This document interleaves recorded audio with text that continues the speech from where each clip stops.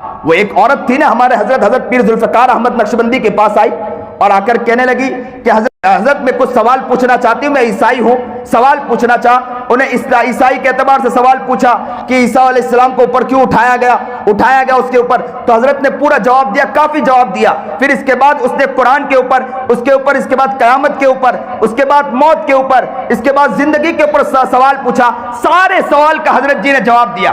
جواب دینے کے بعد حضرت کو اس نے کہا، جب اتنا بہترین حضرت نے جواب دیا تو اس کا دل خوش ہو گیا اور اس نے کہا کہ آپ کا اسلام بہت پیارا اسلام، بہت خوبصورت اسلام ہے۔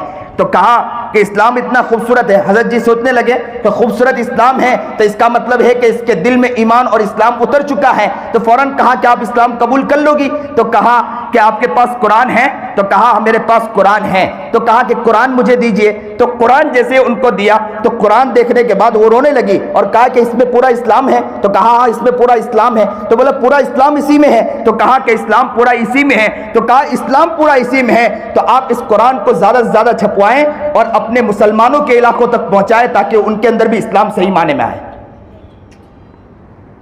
اپنے مسلمانوں میں پہنچائے کہ ان کے اندر اسلام آئے۔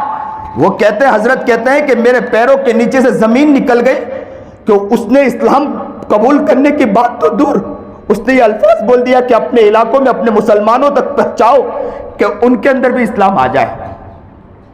لوگوں، کل قیامت کے دن یہ عیسائی کھڑی ہو جائے، یہ عیسائی عورت کھڑی ہو کر یہ خالی ہمارا گریبان پکڑ کر یہ کہیں کہ ہم نے اسلام قبول اس لیے نہیں کیا کہ آپ کے مسلمان جو تھے نا اسلام قبول کرنے والے، ان کی زندگی دیکھ کر ہمیں پتہ چلا کہ ان کی زندگی ہی ایسی بے ترتیب زندگی تھی۔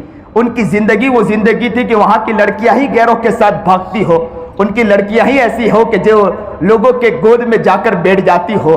آپ ہمیں تعلیم دیتے ہو، اما عائشہ کی تعلیم دیتے ہو، آپ ہمیں تعلیم دیتے ہو، فاطمہ کی تعلیم دیتے ہو۔ فاطمہ رو پڑے گی، کل عائشہ روئے گی۔ یاد رکھو کل قیامت کے دن ہماری مائیں اور بہنیں بھی جواب نہیں دے سکے گی۔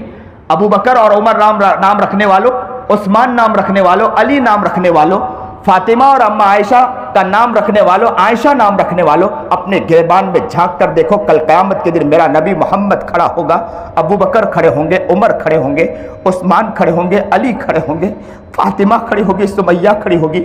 فاطمہ پیٹ پر سے اپنا چادر ہٹا کر کہے گی اسی پیٹ پر میرے پتھر بندے تھے لیکن میں نے میرے نبی کو نہیں چھوڑا تھا، محمد کو، میرے والد کی ترتیب کو نہیں چھوڑا تھا۔